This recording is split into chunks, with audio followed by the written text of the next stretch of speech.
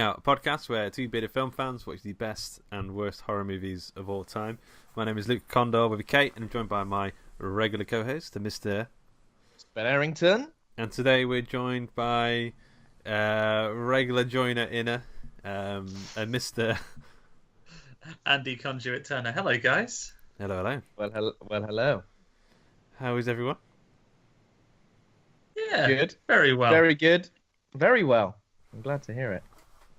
What beverages? What beverages? What beverage have we got? I've got some classic H2O. Got a water. Got a nice tea myself, as it's And- a snowy day here. Oh, is it snowing? Yeah. No way. You're not snowed in, are you? Nah, We'll find out tomorrow. We've got like a millimetre of Tomorrow. snow. And I've got a multi-pack can of Pepsi Max. Oh, don't go reselling it. I was thinking about it. You know, I'm gonna get a Sharpie and just get that bit out. I'm gonna sell it 10p profit on each can. You wait. I won't be on this podcast much longer. I'll be gone. I'll be in the Bahamas. Yeah. It'd be like Midnight Express, but you smuggling Pepsi Max cans. Anyone want a Pepsi Max? No, I prefer just Diet Pepsi. Fuck off then. In a Turkish Keep prison moving. somewhere. I've got 2 teas on account of it being freezing in the garage. Two teas. I thought I'm going to You need could- the extra You one. could drink those like Stone Cold Steve Austin, couldn't you? Yeah, you Just could. tap the mugs together. Not even tap, just smash the mugs together and scalding hot tea all Yeah. over your face.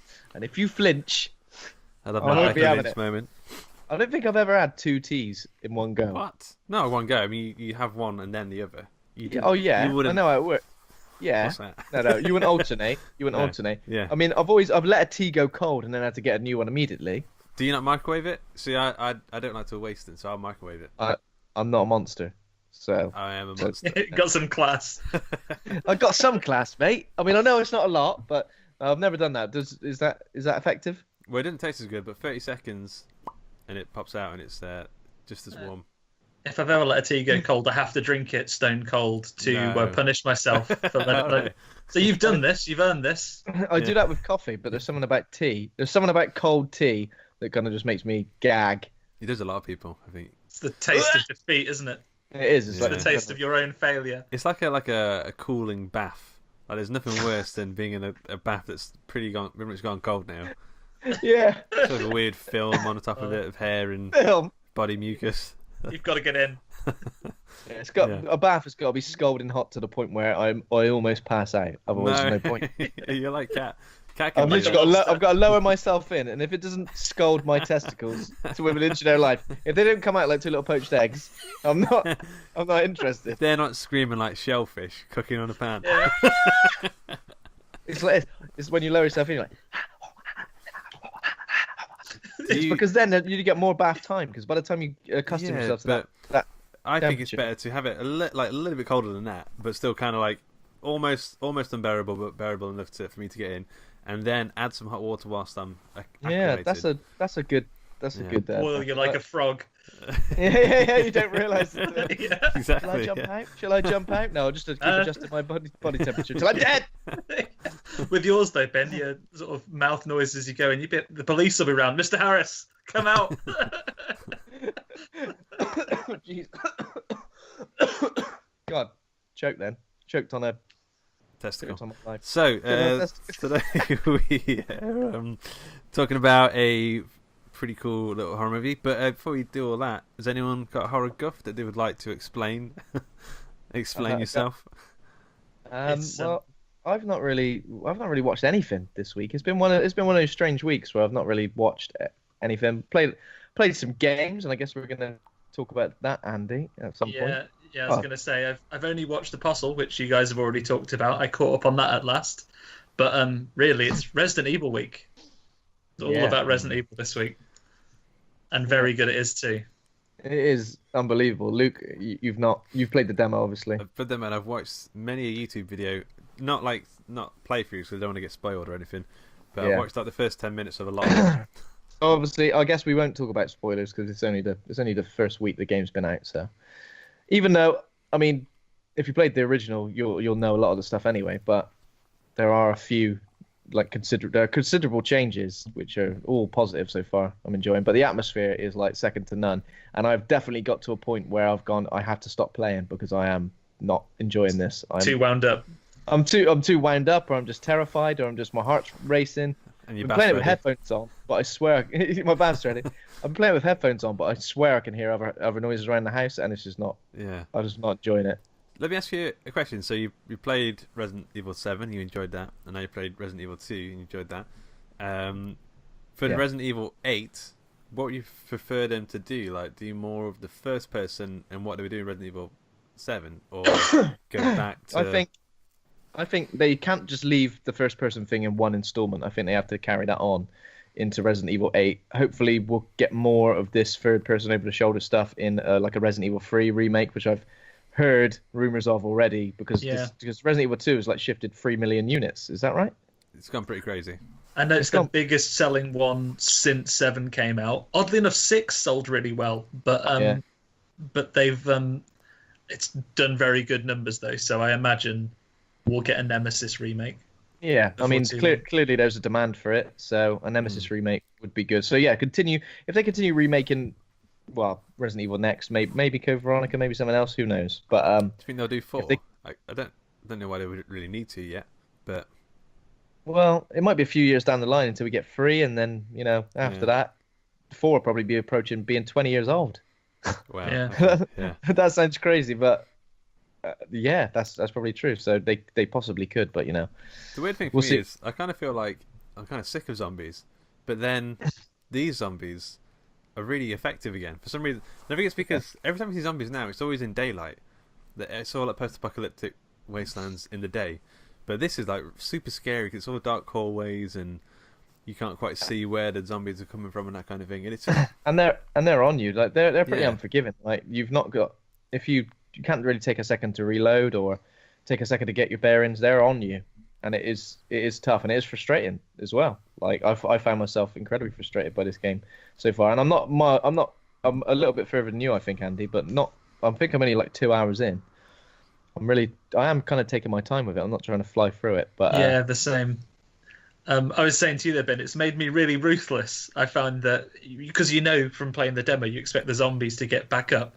After a little while of playing this new one, I've taken to, when I've downed them, I stand over them and put another couple of bullets in their head. And it burns my bullets a little quicker, but I feel like I've chosen that situation. Yeah. They're not going to creep up. So they don't walk behind. into the same room and they're up again. I saw I put about 10 bullets into one zombie. Like they are like bullet sponges, unless you really get, well, I don't say get lucky, but if you're really good with your shots, where it comes like it take 1 or 2 bullets to just pop someone's head off. Yeah.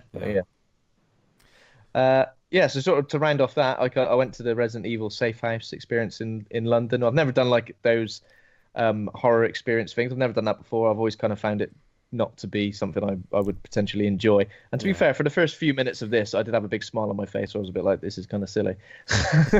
but come the end, like there were a few moments in it which genuinely did scare me, and my heart was racing, and I felt it was good. It was good.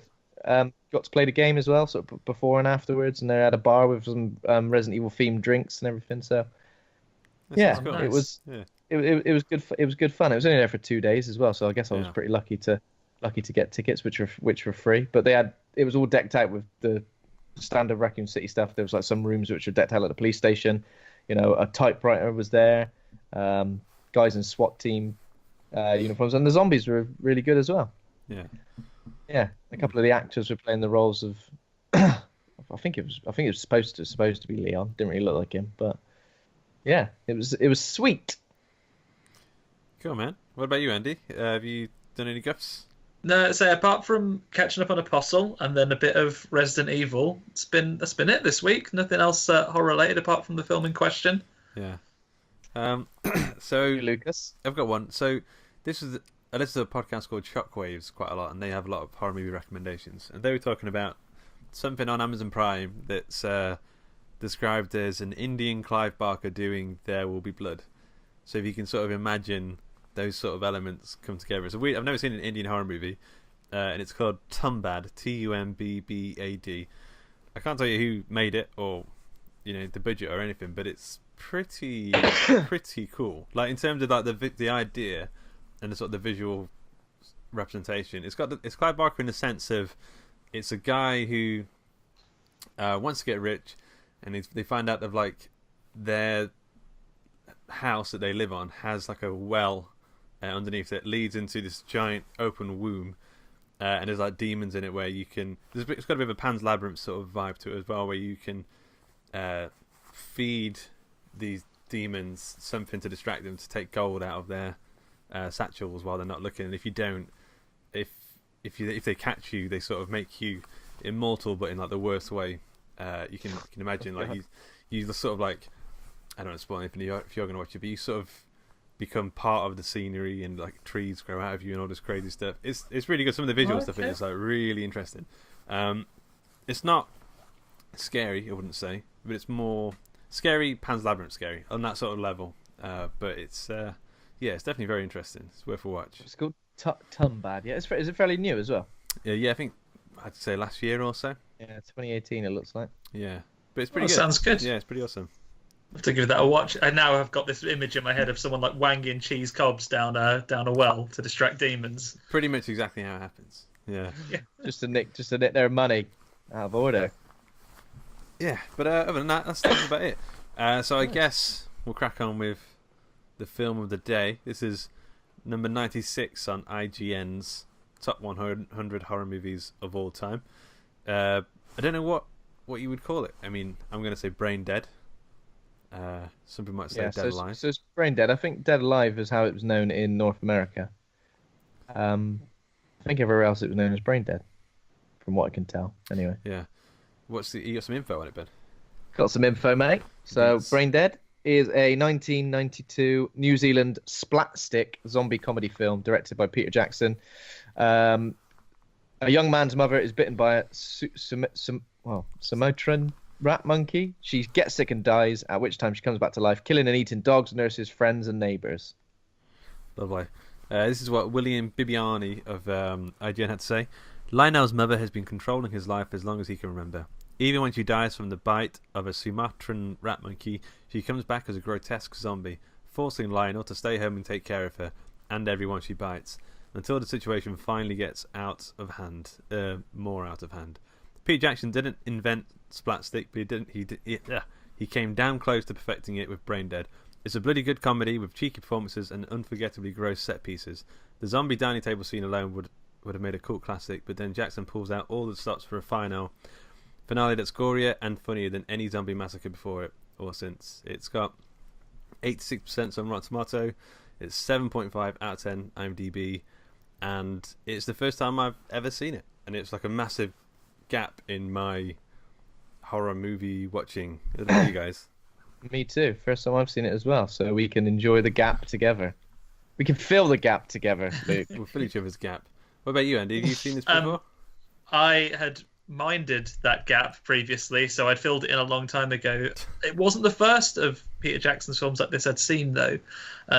My friends, when we were teenagers, were really into Bad Taste, another one of his similar films, but it's like got an alien vibe to it. Fairly recently, yeah. And we watched it off the back of that and loved it. And then it was back in the day, after I'd first watched it on VHS, when DVDs became a thing. I remember getting it off eBay when I was at uni because it hadn't been released over here. So I got an Australian copy, I think, because they're the same DVD region as us. And then it was like a cult film that I'd get out when people were around and not a lot of people had seen it, because it's one of those that's fun to watch. Yeah. So yeah, I've seen it a number of times. It's been a long time though, so I probably watched it yesterday for the first time in 10, 15 years. Yeah, Wow. I think if I watched this around the same time as I watched Evil Dead 2, I think I might have preferred this. Like, there's something really fun about this film. Like, also, like, the fact that it's kind of a cool sort of lower budget film, you kind of go into it with there's a certain like defensive wall that comes up. Like, okay, it's going to be good. It's not going to be fantastic. It's not going to be better than what you're expecting. But I just couldn't like believe some of the gore. I just couldn't believe like how far they sort of go with the. It's like there's one bit near the end where the house is like they're tearing it down. I'm like, how did they make this? This is insane. Like, it just goes all the way. Yeah, with no money, it's so impressive, and I think it'd be very easy to dismiss it if you watch it on a level playing field with all movies ever. It came out the same year as Jurassic Park, but you kind of, like you say, you put up a barrier and say, like, I'm not going to criticize this for being made in the effects not being, the most photo real that you'd expect by today's standards, or even by that day's standards with all the money in the world, because I know that this was effectively someone who was just a passionate filmmaker who wanted to make something cool with practical effects and very little money, I imagine. The effects are like part of its charm, though. I think it's like you don't see someone and go, "That looks ridiculous." You see someone, and you're like, it kind of does. It amuses you to a degree that it adds to the film's charm. Yeah. So yeah, I kind of even like stop motion animation and stuff like that, which was a bit like, what the hell? But it was a bit like it was. I respected it for that. Yeah, it's a good time. I've got it's made me want to do what Andy used to do. It's made me want to have a film night, invite some people around, and then put this on just to show them. Yeah. Just to sort of get some reactions. Yeah.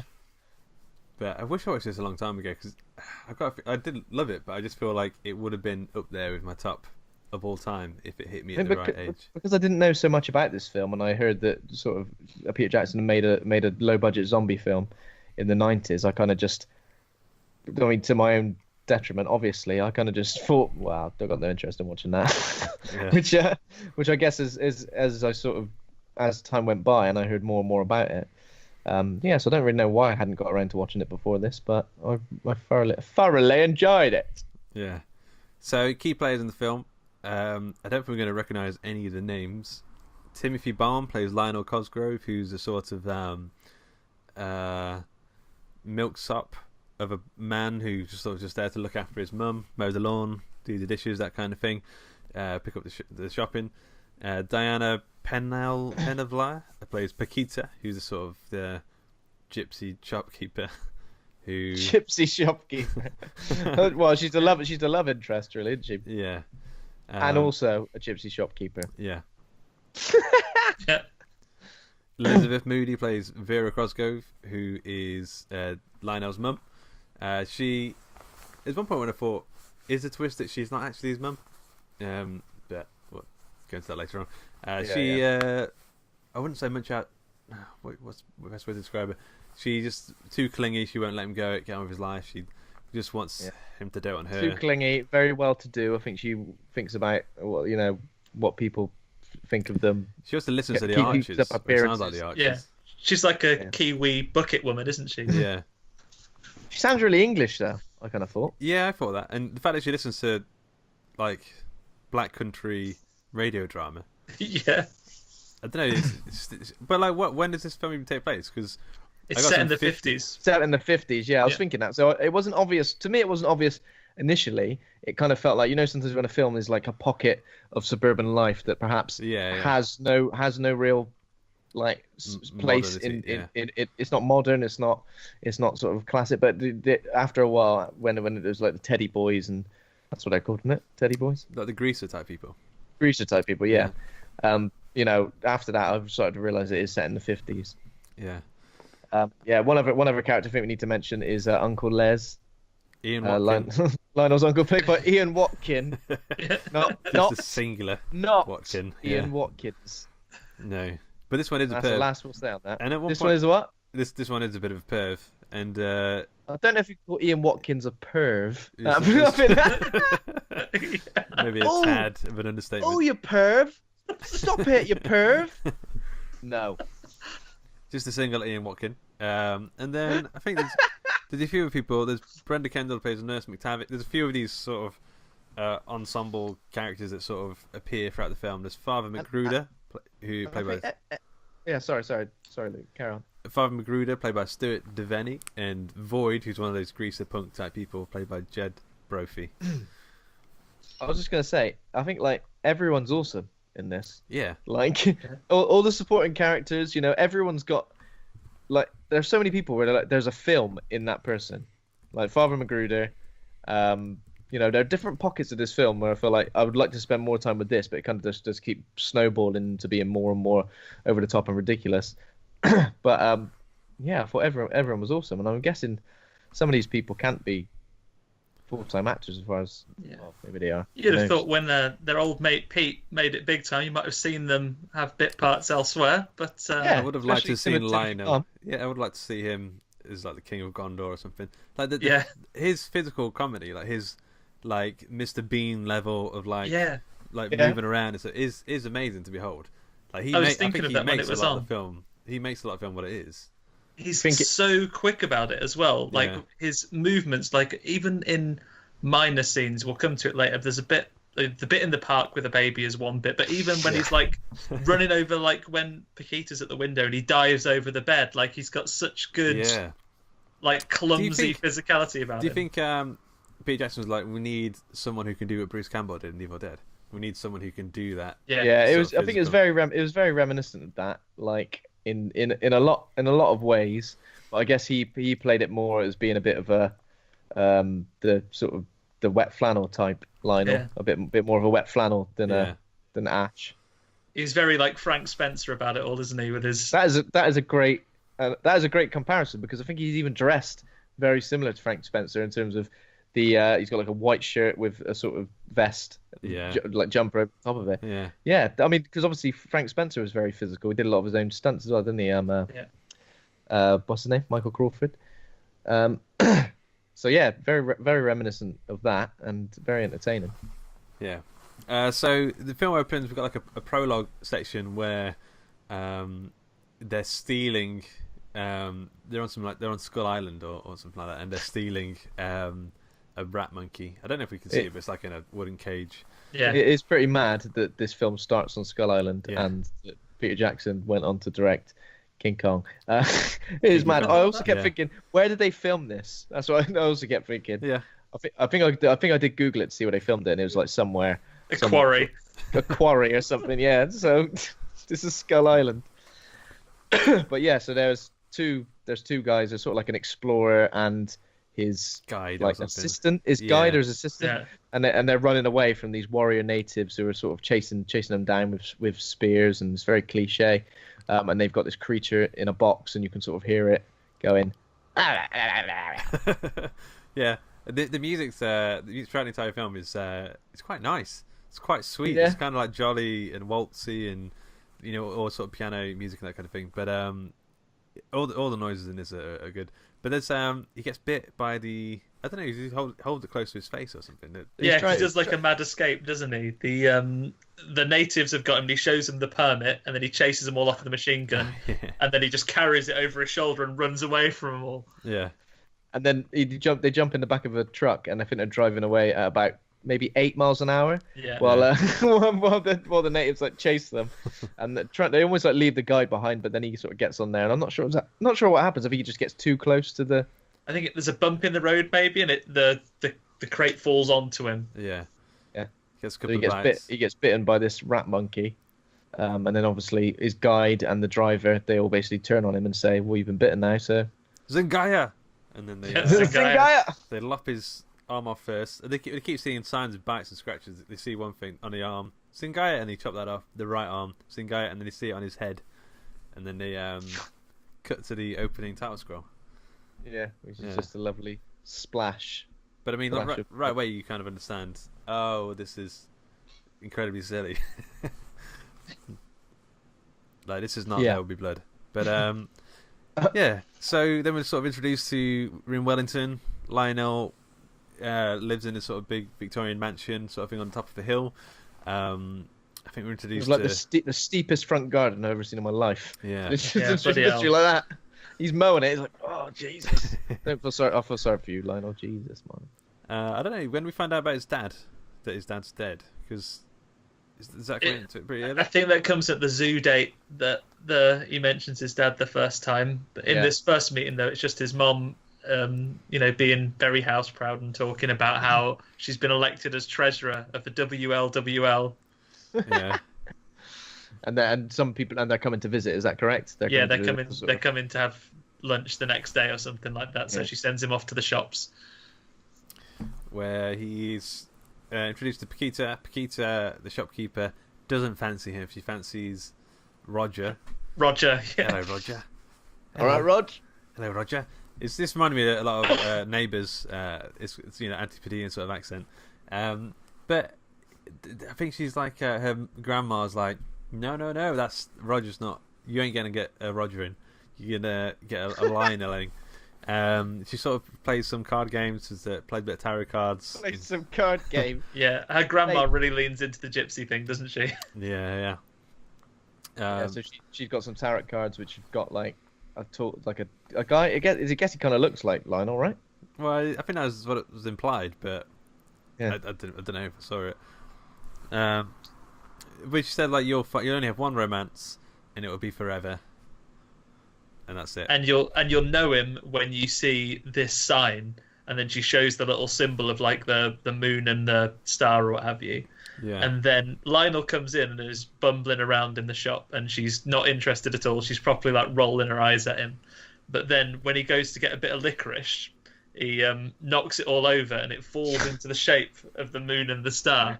And then she is well into him after that. That's it. She's on him for That's the all rest you need. of the movie, pretty much. That's all it She's takes. on it like a car bonnet. Yeah. All you need to draw a little picture of licorice. That's all you need. They go on a date to Wellington Zoo, where we're first introduced to the Sumatran rat monkey. We find out that the rat.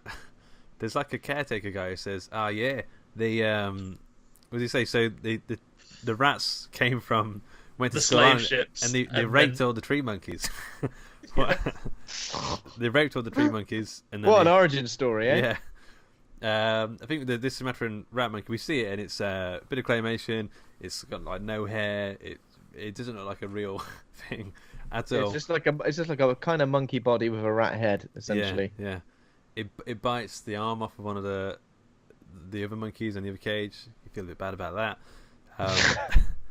But then, Thingy's spying on him. Lionel's mum Vera is spying on him, but she's hiding by the rat monkey cage. She gets a nibble on the shoulder, and then she gets a pretty brutal. Well, it's not that bad a bite, but she absolutely brutalizes the rat monkey. Stomps the living shit out of it while everybody watches, screaming in terror, and the zookeeper comes along and says, what are you doing to my rat monkey? Yeah. Poor rat monkey. Yeah. I think at this point we also see as well that it isn't just that she's like an overbearing mum. She's kind of manipulative and bad as well, right? Because she gets bitten by this monkey and then is like, "Oh, Lionel, take me home," after giving Paquita a bit of a shove in as well to get out the way. She ain't a nice lady, is she? No, she's wronging. So then we get like a series of her getting worse and worse, more and more ill, and needing more and more assistance from Lionel. She's got like sores popping on her, like boils, like pulsing on her face and stuff. She sort of goes to bed, doesn't she, in the night, and like Lionel tucks her in, and she's, after being quite manipulative, she's being still manipulative, I guess. Like, "Oh, I don't deserve all this attention. Don't worry about your dear old mum." Yeah. And then he goes to bed, and Paquita's at the window, and Okay. Yeah, he tries. He's going to break up with her at first, doesn't he? And he's like, "Oh no, you can't. Probably can't see you anymore. I've got to look after my mum." You got to treat him mean to keep him keen, you know. Yeah, but that's a weird reason to break up with someone. Sorry, we can't see each other anymore because I've got to look after my mum. My mum got bit by a monkey. Yeah, you were there. You've seen. But it doesn't last for long because she takes about 2 steps away, and then he goes after her, and it's all back on again. We're back. Just like that. Yeah. Just like that. And then she stays over for a sleepover. We don't see what happens. I assume watch a film and have a kip. Stay up a little bit late.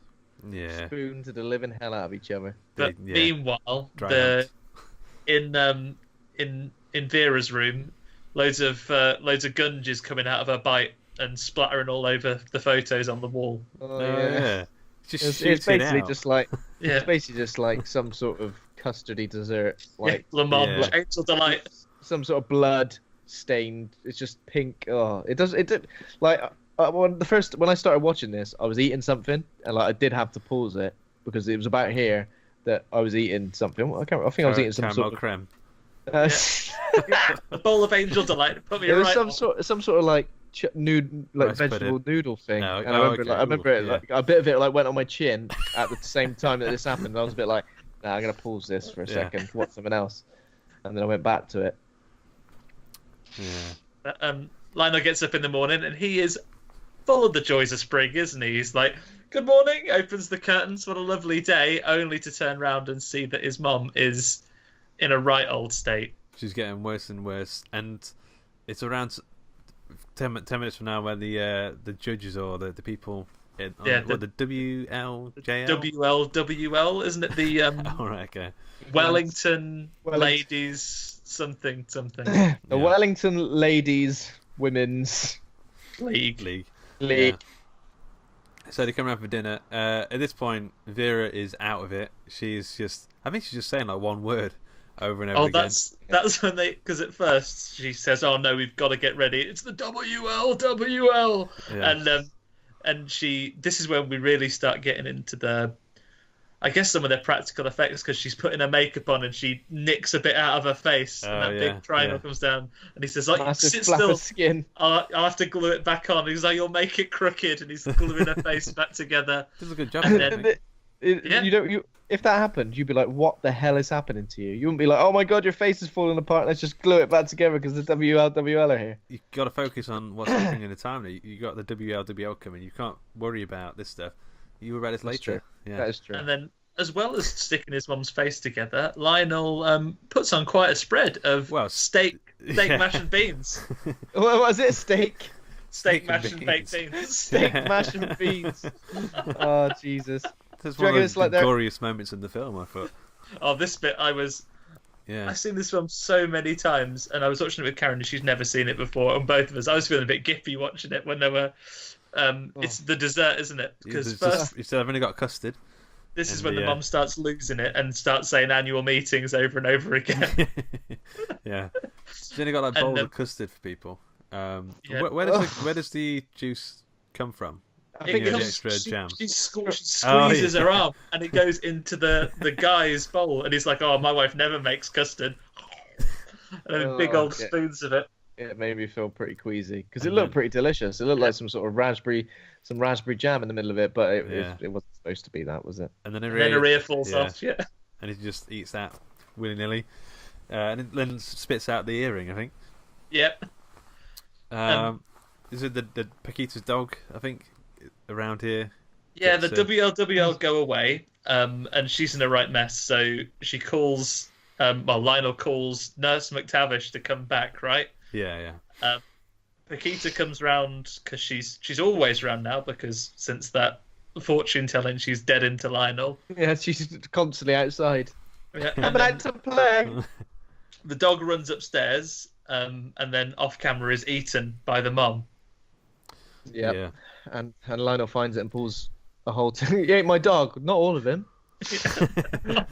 Pulls like a tail out of his mouth. I mean, that is the point where you go, "What the fuck is going on?" But Lionel seems to just be kind of taking it in his stride.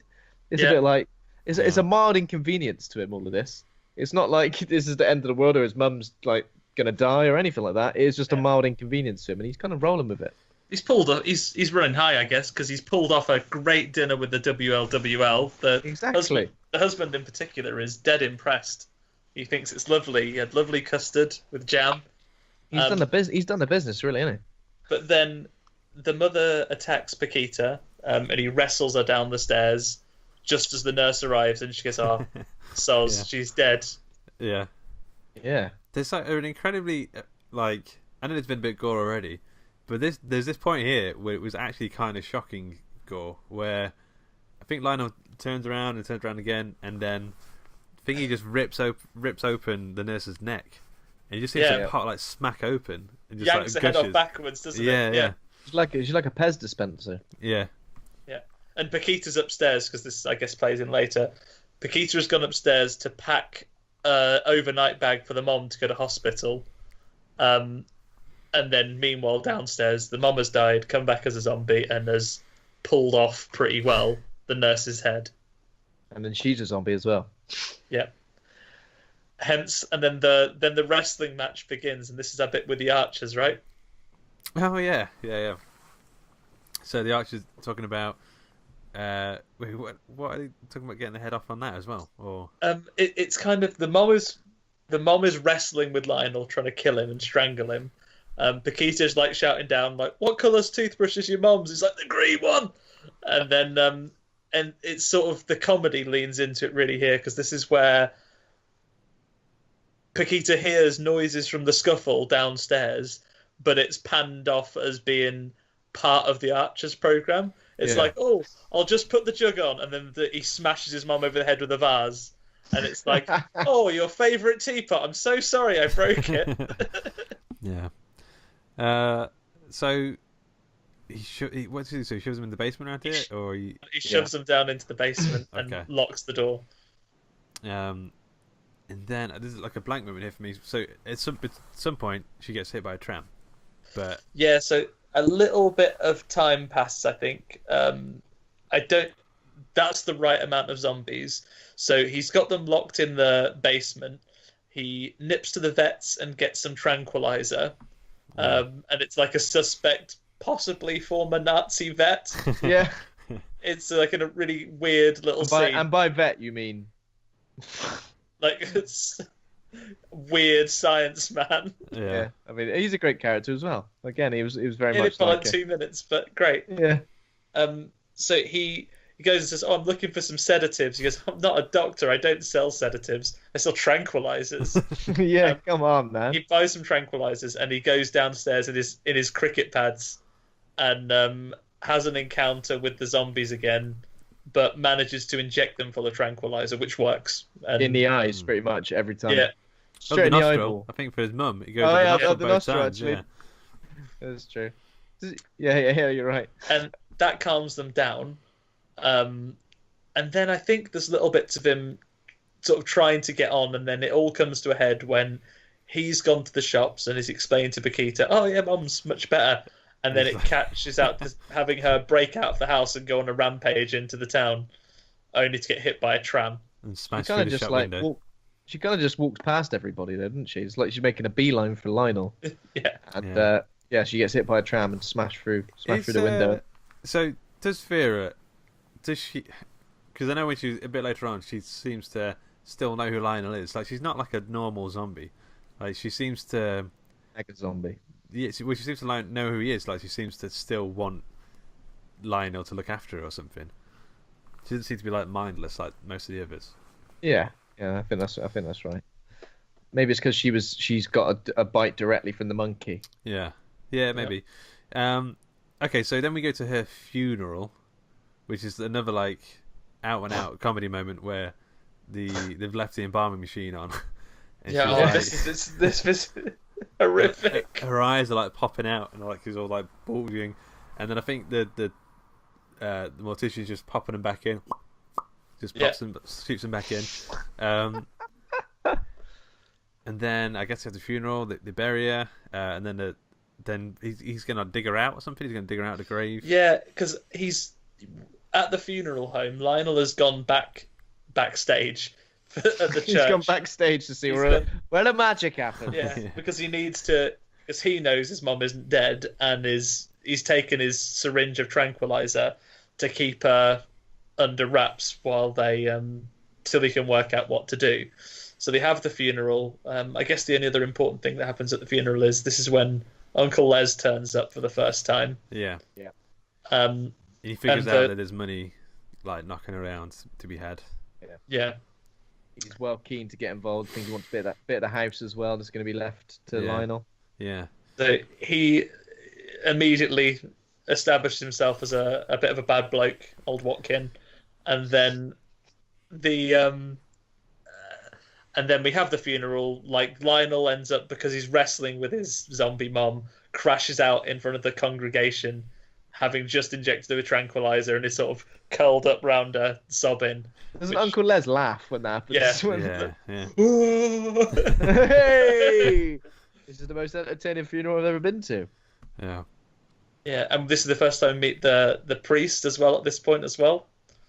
Very, maybe it's just his hair, very Father Ted vibes. Yeah, well, I was getting definite Uncle Les vibes, yeah. Uncle Les gives me some like Timothy Spall sort of vibes. Yeah.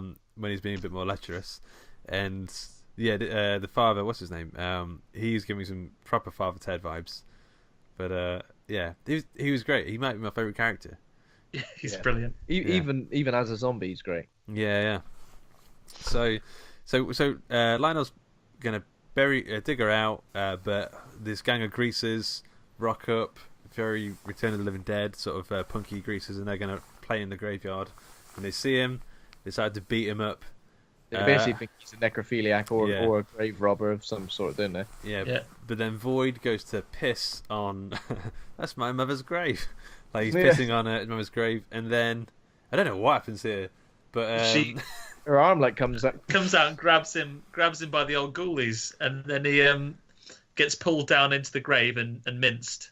Yeah, some mincing going off. Yeah, some furious mincing, and then the father turns up. Oh, they all start to turn into zombies.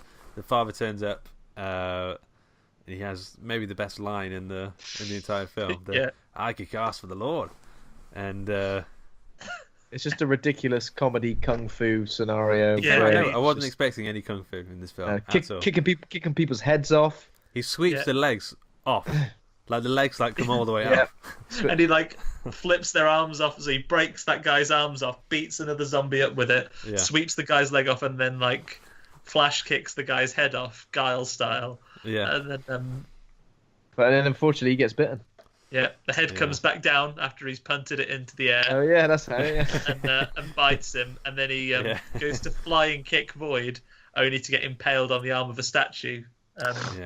Like Arnold Schwarzenegger would do in End of Days years later.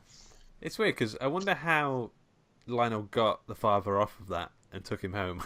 Because he ends up with a collection of zombies in his basement now. He's got father, the priest, Nurse McTavish, his mum, and Void. The others, I guess, have all been discombobulated. They've all been killed. They've all been killed, essentially. So it's weird. What is Lionel's? It's almost like he's trying to keep them all hidden because he's trying to protect his mum, I guess. Or I think that's the sort of underlying thing, is that he can't let go of his mum. But he obviously could kill the others by beheading them or whatever. But I don't really know if that works. Who knows? Because that other one had its head off when it bit the priest. So yeah. But he keeps him in his basement, and he starts to sort of get along. He's looking after them from here on for a little bit. There's a dinner scene here. So we have the dinner scene where Thingy's trying to eat with a spoon. He's spoon feeding some of them with some sort of applesauce. Just looks like a load of applesauce. It's with the nurses kind of all just falling through her neck, and he kind of folds her head back and just puts it down her throat. I understand that each one of these things, these special effects, prosthetics and stuff, each one is ingenious in the way it's sort of put together and works so well on screen. But it's this is only the beginning. From here on, it just gets more and more ludicrous. And it's like seeing a master construction at work. You can't. I understand how it's put together, but it's just so much of it and so so much detail to it all that it's just amazing to look at. Yeah. For me, whenever the nurse is on, it's the to be honest, throughout the film, but some of the sound work, whenever he tilts the nurse's head back, it's you've got the bottom of your drink and a straw, that noise. Yeah. But I think he tries to eat. I think Void tries to eat with a spoon, and he goes all puts the way through the back of his head. Then the mum snatches the food off the spoon. Uncle Les turns up while this dinner party is going on, and he's basically he wants a bit of the estate, doesn't he? He's trying to be all nice at this point, right? Isn't he? He's like, oh, your mum always meant to leave me a little something, but guess she never got round to it. And then he's about to walk in on all the zombies, and Lionel... there's a bit where he goes to the toilet. Has he got a kidney stone? Because he's standing over the toilet and looking down, and he's going and he just hears this giant pop, and then he starts to pee.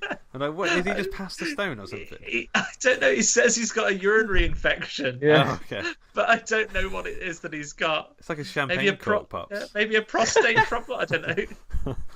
But he's like...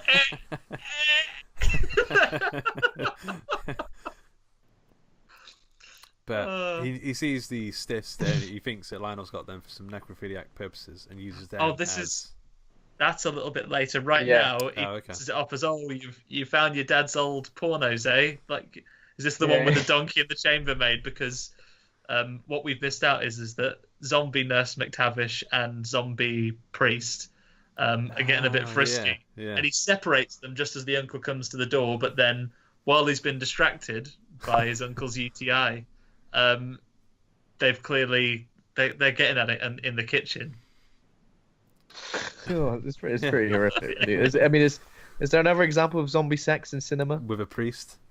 With a priest and a doctor. I know there was a film. I can't remember exactly what it was called. Was it Dead Girl, where these two sort of teenagers were keeping a zombie girl chained up in like a hospital, and they were taking turns on her. That.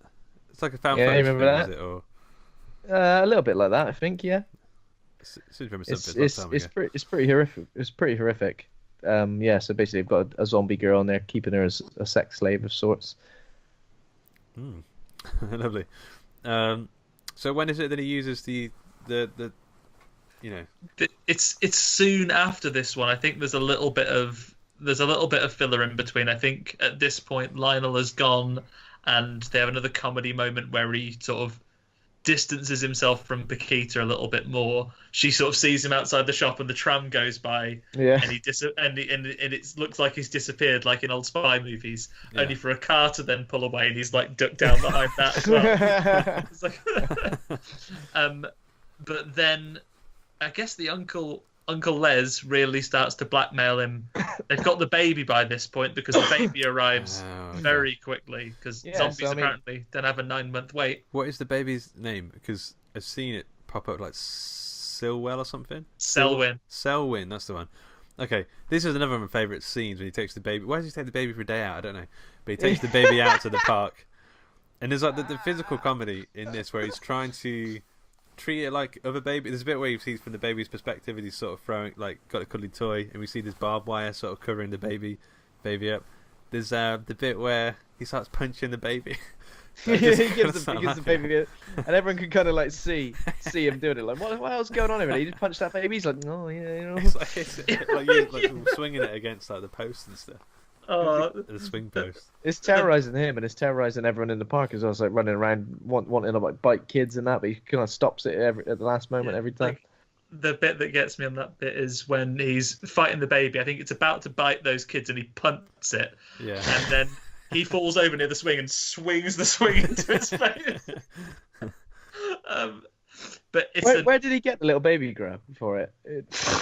Yeah, because the baby is naked at first, isn't it? Because it's in the radio. He goes down and finds the nurse on the floor, and then the baby bursts out of the radio, and he picks it up by the legs, and the next thing you see him off on baby's day out. But you're right. When he catches it, he's like put it into like a duffel bag, and he's like lamping it.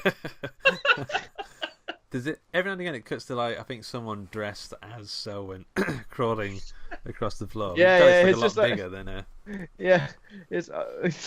what is going on there? Do you reckon that's a kid, or do you reckon it's a fully grown man? I think it's a small person. I don't know. Yeah, these could be the camera techniques that he would later go on to use in Lord of the Rings. Yeah. Exactly, to make like John Rhys Davies look like a dwarf who's like 6.5 foot. I think he's a tall man. Yeah, he might be on something there. Baby Selwyn, early work. I think Selwyn is one of the highlights of the film. This scene, I think I'd seen this scene before on YouTube. I think just sort of randomly sort of came across it. But yeah, it's good.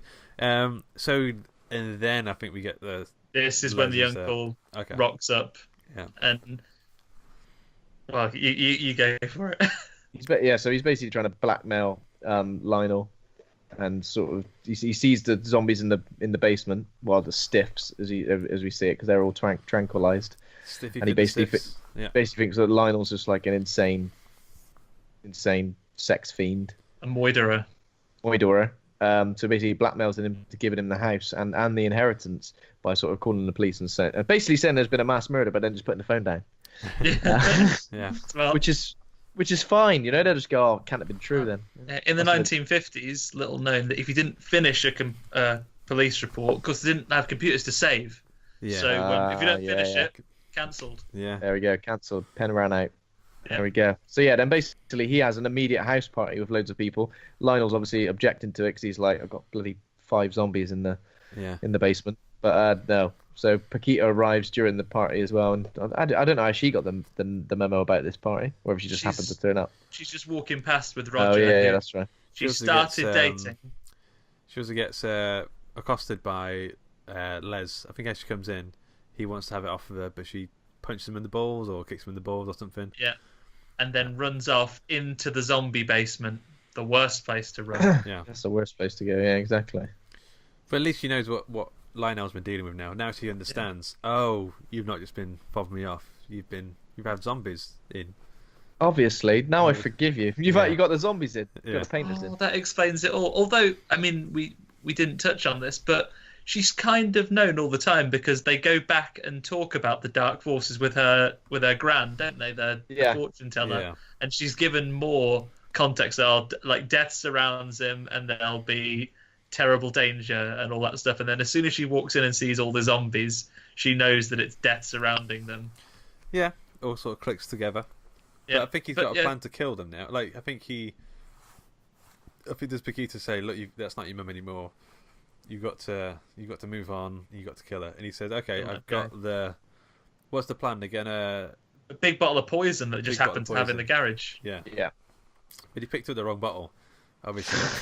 Apparently, it's the right bottle. It's just he didn't read the back of the label because I was joking at this when I watched it. At first, you see, why do you have a bottle of just poison in your house? But then, so that they poison them all, they bury them, do a very quick job at burying these people in the basement. Yeah, and it should all be good. And he has quite a tender moment with his gross, like covered in prosthetics mom. He sort of gives her a kiss on the head and then injects her with poison. He definitely doesn't look like his mum anymore. Like, the rest of them kind of look like the people they were initially, but his she's mum been now through looks so like... much sort of horrific body transformations up to this point. Yeah. She looks horrific already. But he buries them all. We don't see him dead the others. You just see kiss your mum goodbye and then pat in the earth, literally like job done. They go back upstairs, ready to go and start a new life together, only for Uncle Les to sort of get them.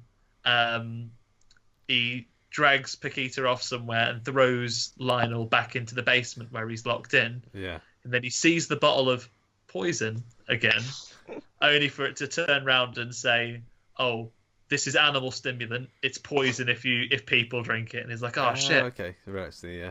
I've accidentally injected them all with animal stimulant," and then they literally all explode out of the ground like in Thriller. Yeah. Yeah. Pretty terrifying. So they all sort of... I don't know how they don't go for Lionel, but then they basically all just burst into the house.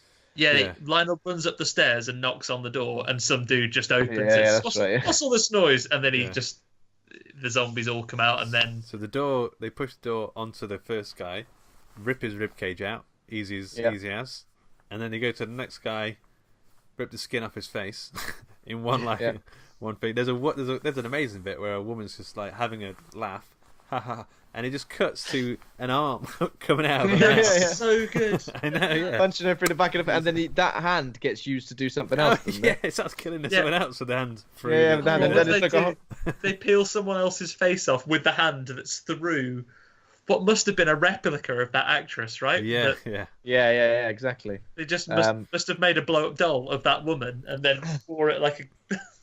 From here on out, it gets absolutely insane. So everyone's getting eaten. Paquita's getting sort of chased around by various zombies and stuff. There's one Ian bit... Watkin, the sex offender. Yeah.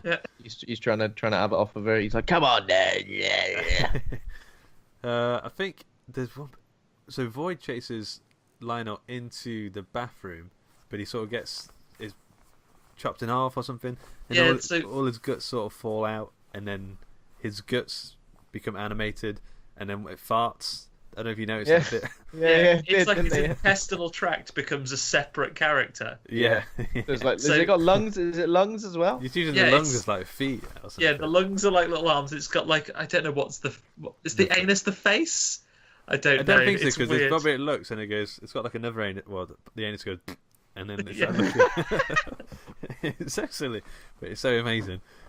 He chases him into, and it's got like tentacles, doesn't it? Well, like the intestines as tentacles. So this is all just like, it's very hard to keep this in order in your mind, isn't it? Because Lionel's being chased upstairs by various bits of Void.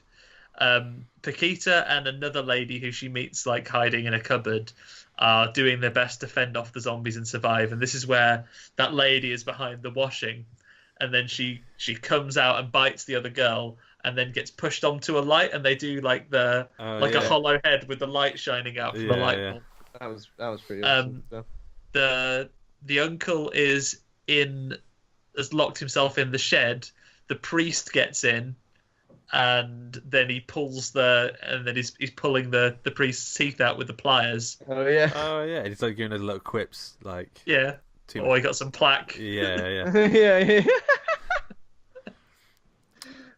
This bit was pretty much insane, wasn't it? Yeah. Like from start to this finish. bit when they start to really wreck the house as well, and I just can't understand how they just pulled like this stuff off. Lionel goes into the attic. He finds some bones that and he suddenly sort of remembers stuff from his past. The bone relates to something to do with his mum. We get the reveal very soon.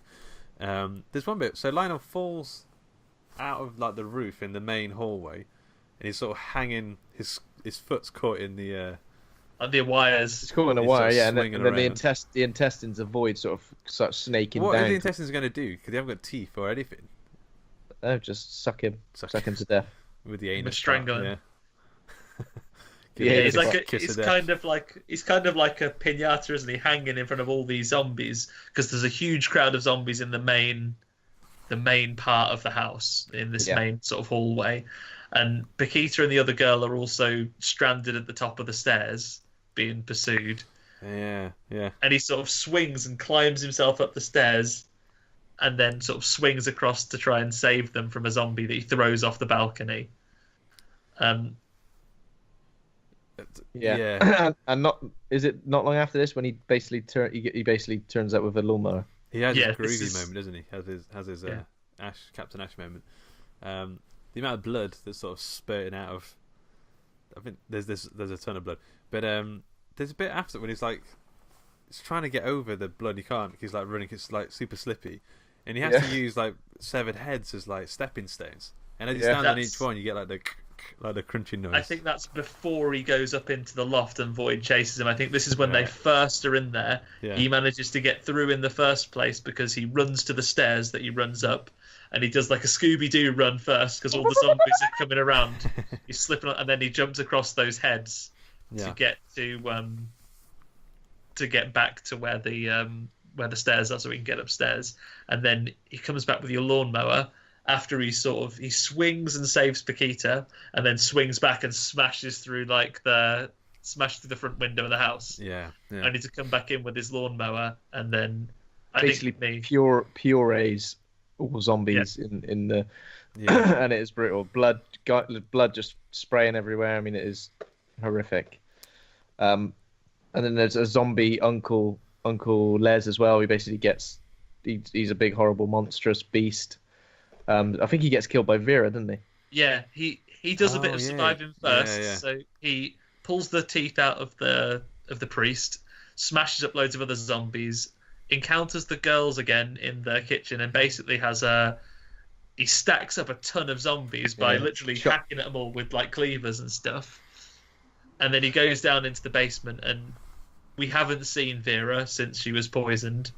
And then she does again, they lean into like almost like a Muppets comedy, don't they? Like a big hand comes out and like taps him, and then turns him into like a weird sort of zombie lava thing. Pulls his head. It's like something out of The Thing. This is. Yeah.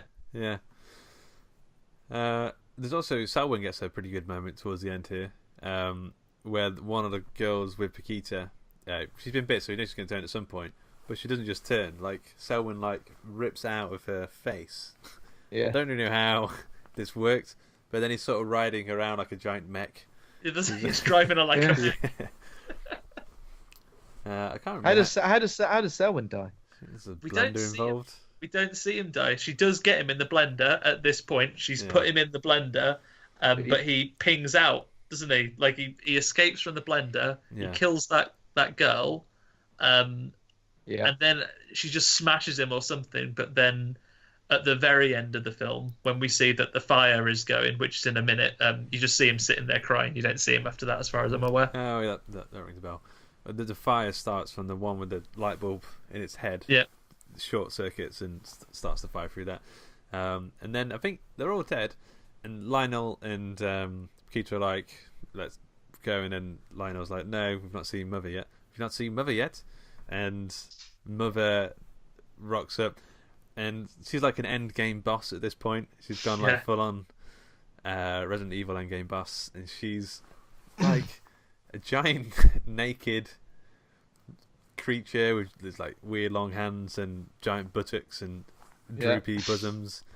Droopy bosom. She chases him up onto the roof. She somehow, which I think, even though it doesn't make any sense, was maybe one of the funnier parts of the film. She puts him back inside his womb. Like his stomach like opens up, and she like puts him back inside.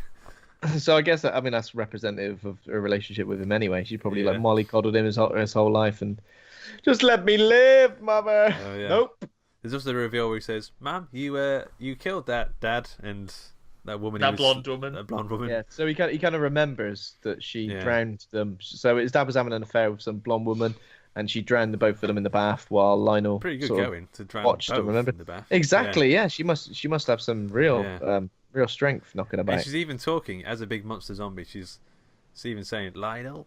She's like got the same Lionel. voice. Yeah. Oh no. But then he gets out by using, earlier in the film, he's been given like a sharp pendant, and he gets out, like stabs his way out of that. And then she falls down into the burning house and is gone, right? So that's it. And they swing down on a clothesline or a telephone wire. Yeah, he whips his belt around the telephone wire and they slide down. Yeah. Like that jeans advert with the Shaggy song in it. Yeah. What a classic moment. So and then it sort of ends there with the baby.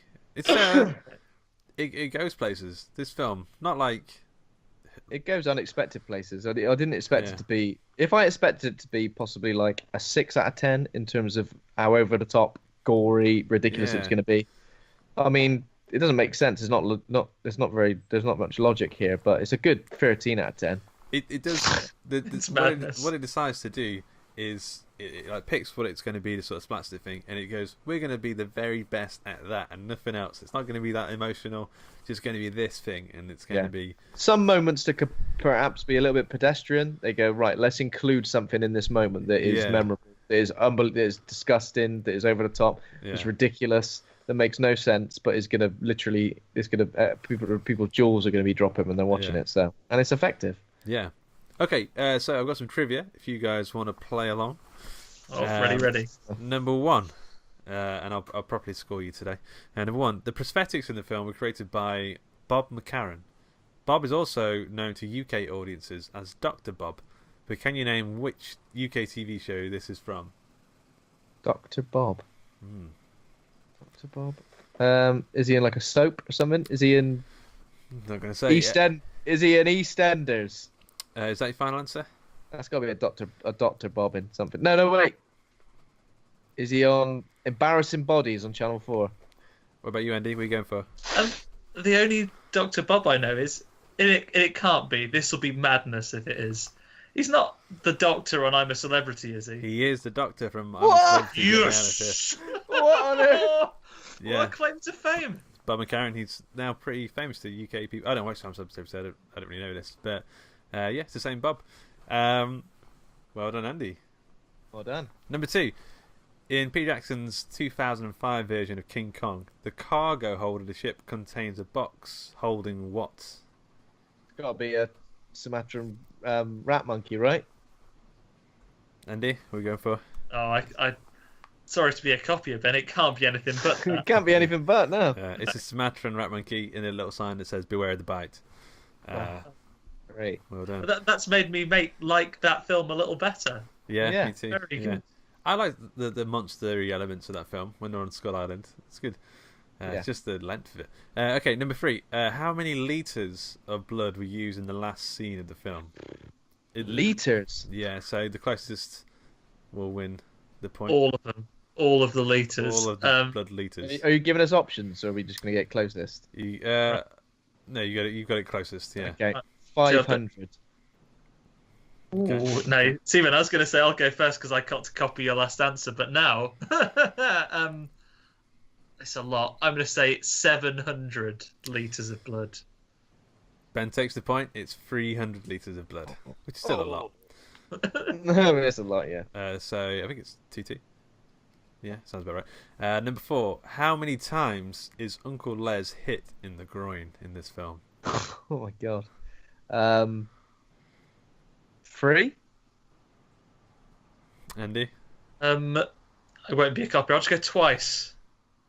5 times. So Ben takes the point. Whoa! I only remembered once, but apparently it's 5 times. I'll have to check that out on the next watch. And the last question. Wait, is it 4-2 to Ben? I think Ben's won it. Number 5. Who was Peter Jackson in the film? That's a good question. Was he? Oh Jesus! I don't even know. I know that he's the mortician's assistant.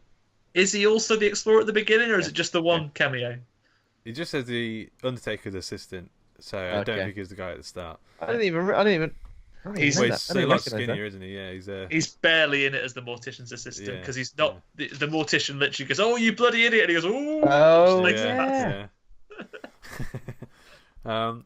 Yeah. So well done, Ben. You took that one. But we've got to rate the film now, and I struggled with this, but I think I'm settled on my answer. What are you going for, Andy? I think, like you, it's really tough because if you think about some of the other films that even I've joined you for, it's hard to put it on the same playing field because in many ways, if you think of like acting and production, it's not the same type of film. Yeah. But I really enjoy it, and you've sort of got a softening to it because of what they did with what they had. Yeah. So if I just try and rate it on how much I enjoyed it, I'd give this like a B plus. Okay. What about you then? Yeah, I was thinking B plus initially after I watched it. I mean, I was thinking of that I was going to rate it an A just because of how I was affected by it. Yeah. Because as a film I'd never seen before, it's rare that you sort of come across something like a cult film like this and it has such a profound effect on you. But I thought it was amazing. I found myself like in shock and awe, like almost every 30 seconds by something else. Yeah. And found myself rewinding and sort of looking at various bits as well. But yeah, I think I'd settle with a B plus for this. So I went a teeny tiny bit higher, went with A minus. Like this film, I think it's up there now. One of my if I'm ever going to watch a film purely for gory comedy fun, this would be the one I go to now. Like, because it's still kind of new to me. Like Evil Dead 2, I know it so well, and that was the go-to. And Shaun of the Dead 2 was the go-to for that comedy horror thing. But this is still kind of fresh to me, and I just really enjoyed watching it. And I don't know if it's because my expectations were for some reason kind of low. But yeah, I think I'm the same. Yeah, it's kind of blew me away. They weren't massively low, but like I don't really know where my expectations were in terms of it. Yeah. So it was great to sort of see what I did. It was ridiculous. It was totally ridiculous. People always say they want Peter Jackson to go back and do some of his sort of schlocky horror stuff again, and now I understand why.